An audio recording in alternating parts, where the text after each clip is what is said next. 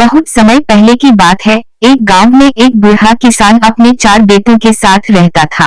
किसान मेहनती और समझदार था, लेकिन उसके चारों बेटे बेहद मूर्ख थे। वे पढ़ाई लिखाई से दूर रहते, मेहनत से भागते और कभी कोई काम ठीक से नहीं करते थे। किसान बहुत परेशान था। वो जानता था कि उसके मरने के बाद अगर बेटों की यही हालत रही तो वे बर्बाद हो जाएंगे। उसने उन्हें कई बार समझाया, पर वे कुछ समझते ही नहीं थे। तब किसान ने एक तरकीब निकाली। एक दिन वे बिस्तर पर लेटा और चारों बेटों को बुलाकर बोला, बेटा, मैं अब ज्यादा दिन का मेहमान नहीं हूँ। मैंने खेत में एक खजाना छुपा कर रखा है।